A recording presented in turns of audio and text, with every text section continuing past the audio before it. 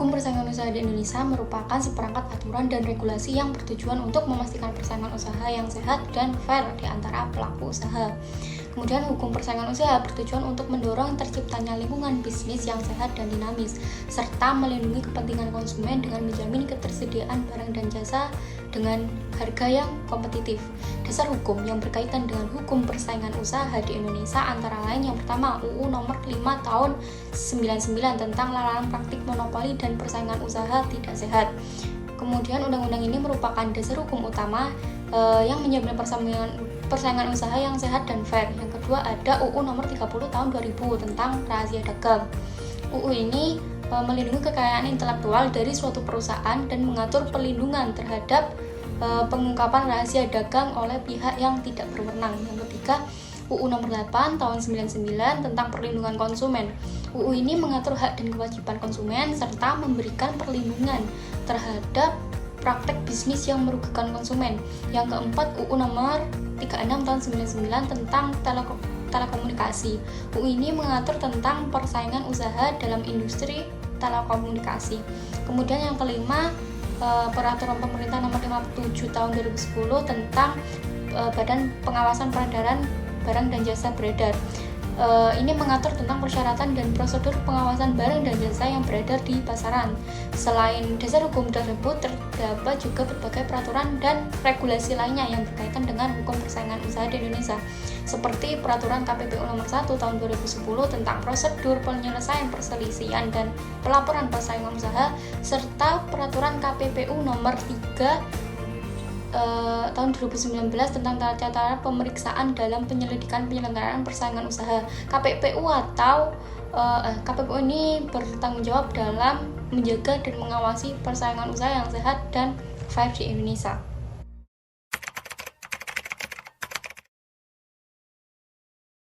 Kemudian yang kedua mengenai pertanyaan bagaimana pandangan hukum Islam terkait hukum persaingan usaha. Dalam Islam, persaingan usaha yang sehat dan adil sangat didorong dengan prinsip-prinsip persaingan yang sehat dan adil yang telah ditegaskan dalam ajaran Islam. Dalam Islam, persaingan usaha tidak hanya dipandang sebagai suatu hal yang positif, namun juga dianggap sebagai salah satu bentuk amal yang dapat mendatangkan pahala. Prinsip dasar dalam hukum persaingan usaha dalam Islam adalah persaingan yang sehat, fair, dan tidak merugikan pihak lain. Dalam Al-Quran, Allah Subhanahu wa Ta'ala berfirman, "Dan janganlah kamu memakan harta sesamamu dengan cara yang batil, dan janganlah kamu membawa urusan harta orang lain kepada hakim dengan maksud supaya kamu dapat memakan sebagian dari harta orang lain itu dengan yang tidak benar." Al-Baqarah ayat 188. Ayat ini menunjukkan pentingnya menjaga prinsip-prinsip persaingan yang sehat dan fair dalam dunia bisnis dan keuangan. Persaingan yang tidak fair seperti penipuan, manipulasi harga, monopoli pasar, dan tindakan-tindakan lain yang merugikan pihak lain sangat dilarang dalam Islam. Selain itu, dalam Islam juga terdapat konsep musabaqah, yaitu persaingan untuk kebaikan. Konsep ini mendorong umat Islam untuk berlomba-lomba dalam melakukan kebaikan dan mencapai kesuksesan dalam hal-hal yang berguna bagi dirinya sendiri maupun bagi masyarakat. Kemudian dalam hukum Islam juga terdapat konsep muamalah, yaitu prinsip-prinsip hukum yang berlaku dalam hubungan antara individu dengan kelompok dalam masyarakat. Kemudian dalam muamalah, prinsip-prinsip persaingan yang sehat dan fair juga ditekankan, sehingga para pelaku bisnis harus menjalankan bisnis mereka dengan cara yang jujur dan adil serta menghormati hak-hak orang lain.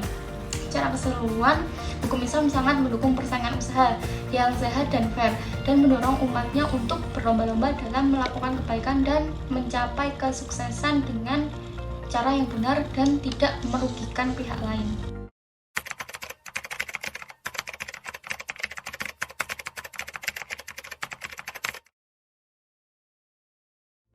Mengenai perjanjian yang dilarang, pertama ada oligopoli. Itu adalah situasi di mana terdapat beberapa perusahaan yang mendominasi pasar. Kemudian pendekatan yang digunakan adalah rule of reason. Oligopoli ini tidak dilarang kecuali jika praktek bisnis yang dilakukan mengarah pada praktek monopoli yang merugikan konsumen. Kemudian yang kedua ada oligopsoni. Ini terjadi di mana terdapat beberapa pembeli yang mendominasi pasar. Kemudian pendekatan yang digunakan adalah rule of reason. Terus oligopsoni ini tidak dilarang kecuali jika praktek bisnis yang dilakukan mengarah pada praktek monopsoni yang merugikan pemasok. Kemudian selanjutnya penetapan harga adalah kesepakatan antara beberapa perusahaan untuk menetapkan harga produk atau jasa yang dijual. Ini menggunakan pendekatan perseilegal. Kemudian penetapan harga ini dianggap merugikan konsumen dan tidak diperbolehkan. Yang selanjutnya mengenai pembagian wilayah, yaitu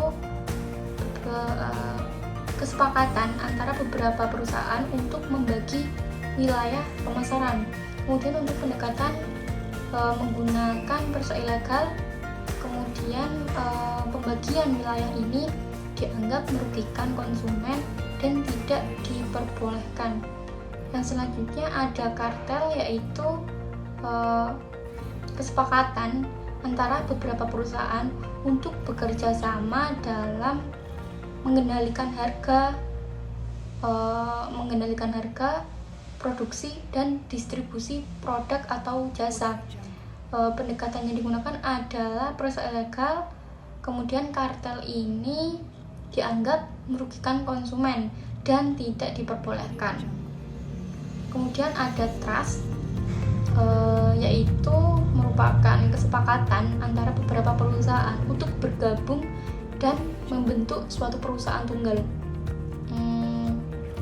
Ini menggunakan pendekatan perseilegal. Kemudian trust ini dianggap merugikan konsumen dan tidak diperbolehkan. Yang selanjutnya integrasi vertikal. Ini merupakan penggabungan dua atau lebih perusahaan yang berada dalam rantai produksi yang berbeda. Ini menggunakan pendekatan rule of reason. Kemudian integrasi vertikal ini tidak dilarang kecuali jika praktek bisnis yang dilakukan mengarah pada praktek monopoli atau monopsoni.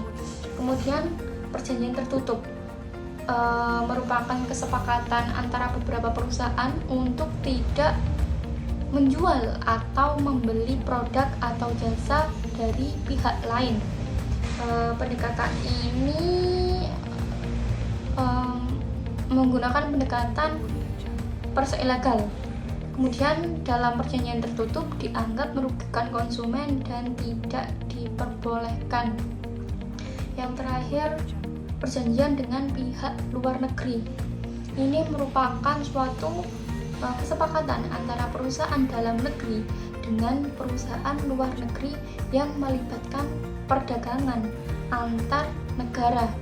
Kemudian pendekatan yang digunakan adalah perseilegal dan perjanjian dengan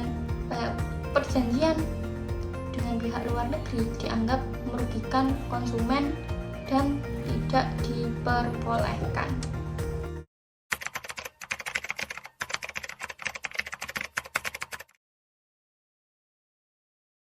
Selanjutnya mengenai kegiatan-kegiatan yang dilarang.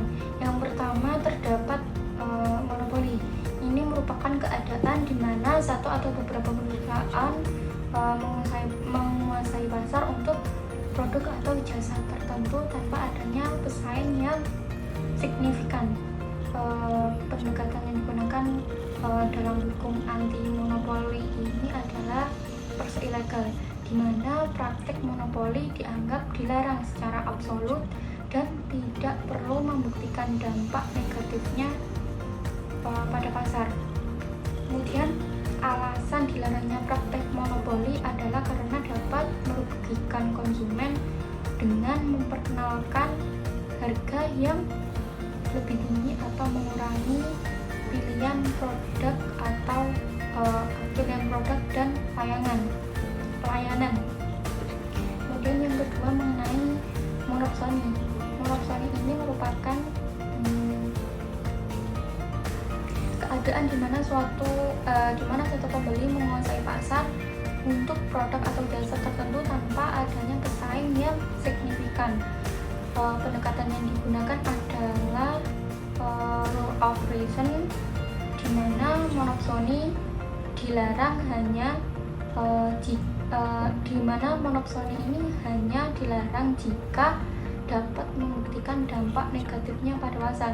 Alasan dilarangnya praktek monopsoni ini adalah karena dapat mempengaruhi harga produk atau jasa sehingga merugikan pemasok dan mendorong pengurangan kualitas produk. Kemudian mengenai penguasaan pasar, yaitu keadaan di mana satu atau beberapa perusahaan menguasai pasar dengan kepemilikan hak kekayaan intelektual seperti hak paten atau merek dagang. Kemudian pendekatan yang digunakan dalam ini menggunakan pendekatan rule of reason, di mana penguasaan pasar dilarang hanya jika dapat membuktikan dampak negatifnya pada pasar. Alasan dilarangnya praktik penguasaan pasar adalah karena dapat mempengaruhi harga produk atau jasa, kemudian mengurangi pilihan konsumen dan mendorong pengurangan inovasi dalam industri. Yang selanjutnya mengenai diskriminasi harga. Ini merupakan praktik yang dilakukan oleh perusahaan dengan memberikan harga yang berbeda kepada konsumen yang berbeda. Kemudian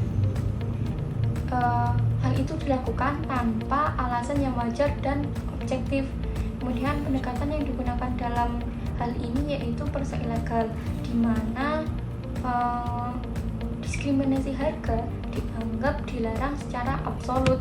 Alasan dilarangnya praktek diskriminasi ini karena dapat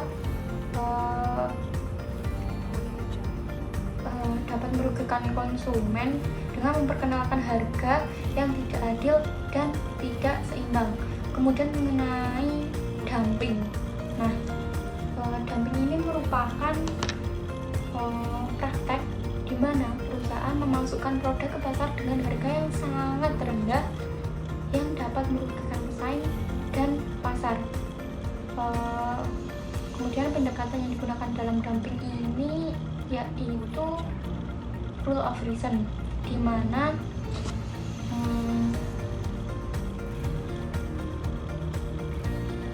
dumping ini dilarang jika hanya dapat membuktikan dampak negatifnya pada pasar. Kemudian alasan dilarangnya dumping ini karena dapat mengganggu persaingan yang sehat dan fair, serta dapat merugikan industri ekonomi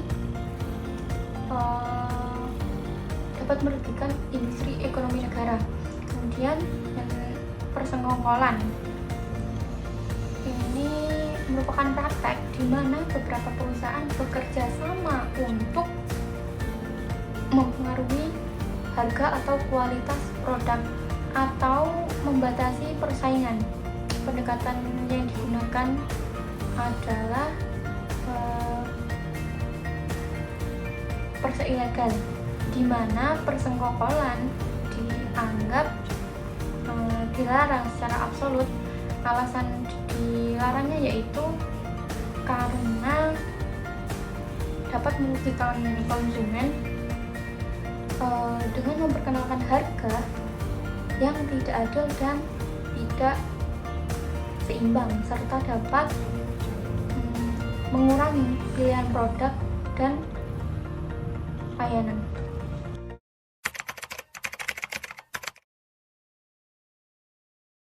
Kemudian kasus perjanjian yang dilarang yang terjadi di Indonesia.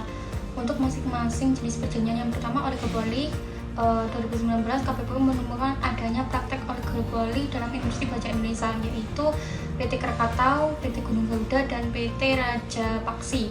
Ini disinyalir melakukan praktik pembatasan produksi dan pemasaran yang mengakibatkan baja di pasar nasional menjadi lebih mahal.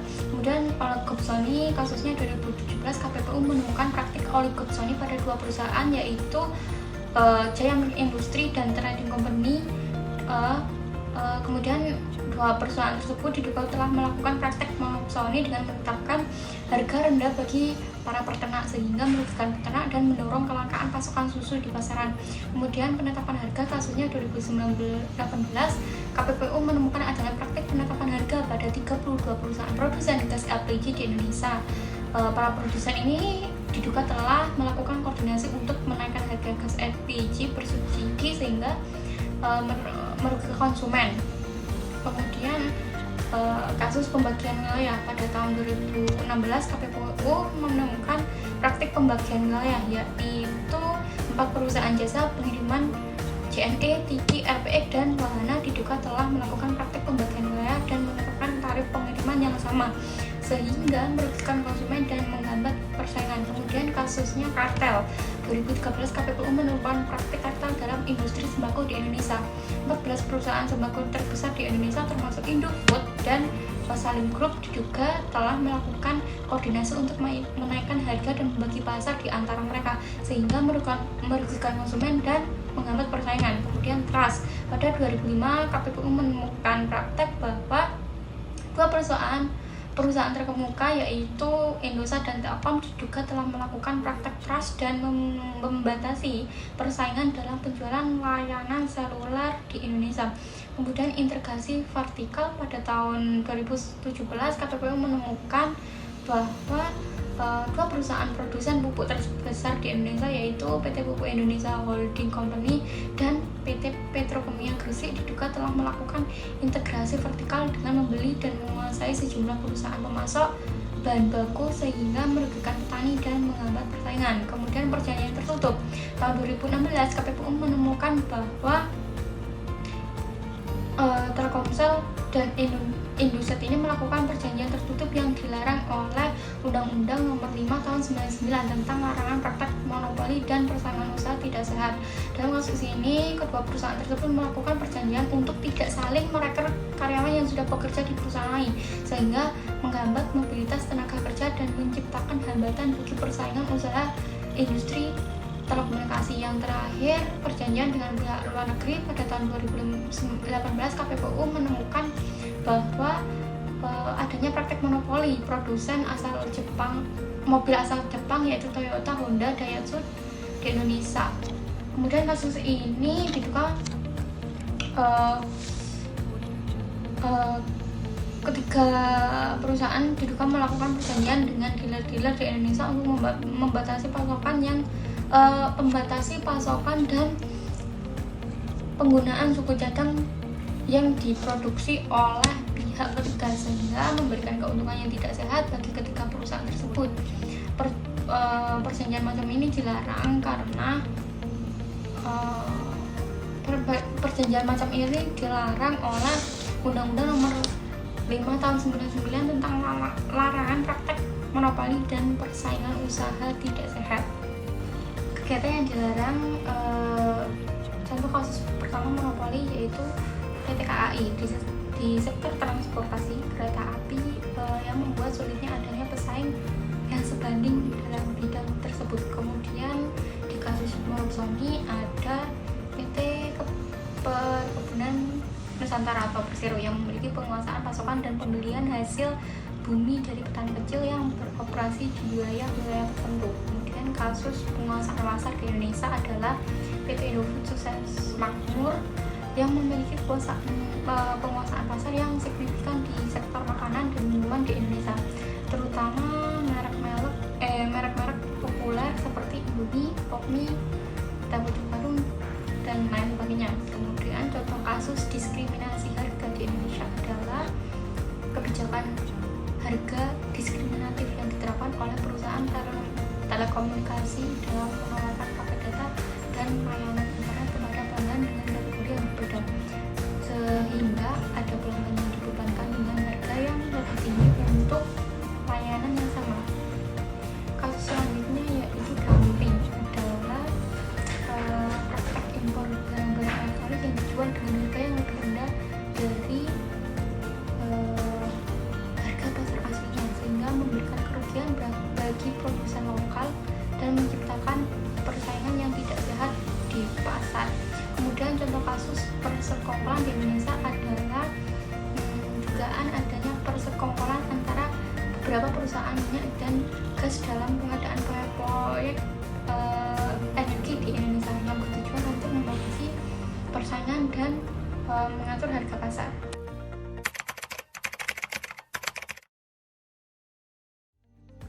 Hukum persaingan usaha sangat penting untuk dipelajari dan dipahami, terutama dalam konteks perkembangan bisnis dan ekonomi global pada saat ini. Kemudian beberapa alasan mengapa hukum persaingan usaha penting dan berguna untuk masa kini, yaitu misalnya yang pertama, mempertahankan persaingan sehat dan fair. Yang dimaksud di sini adalah hukum persaingan usaha bertujuan untuk mencegah praktek-praktek bisnis yang merugikan perusahaan dan konsumen seperti monopoli, perjanjian antar perusahaan yang merugikan, diskriminasi harga, dan praktik-praktik bisnis yang tidak etis lainnya. Dengan demikian, hukum persaingan usaha dapat mempertahankan persaingan yang sehat dan fair dalam pasar. Kemudian yang kedua, mendorong inovasi dan efisiensi.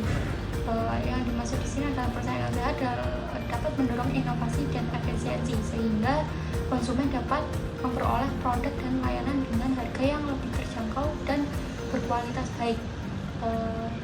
Hukum persaingan usaha dapat memastikan bahwa perusahaan tidak menggunakan praktek-praktek bisnis yang merugikan untuk mendapatkan keuntungan yang tidak adil dan tidak mempromosikan inovasi dan efisiensi. Kemudian yang ketiga, membangun ekonomi yang sehat.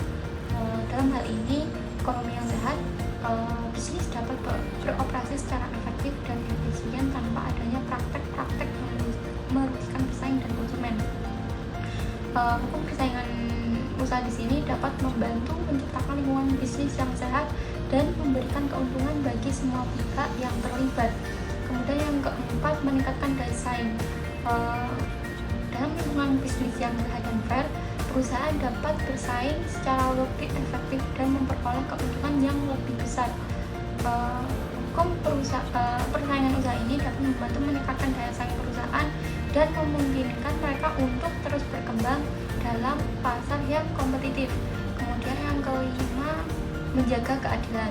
Yang dimaksud di sini adalah persaingan usaha dapat membantu menjaga keadilan dalam bisnis dan mencegah praktek-praktek yang merugikan seperti diskriminasi atau penyalahgunaan posisi dominan. Dengan demikian, hukum persaingan usaha dapat memastikan bahwa setiap perusahaan dan konsumen memiliki kesempatan yang sama untuk berpartisipasi dalam pasar.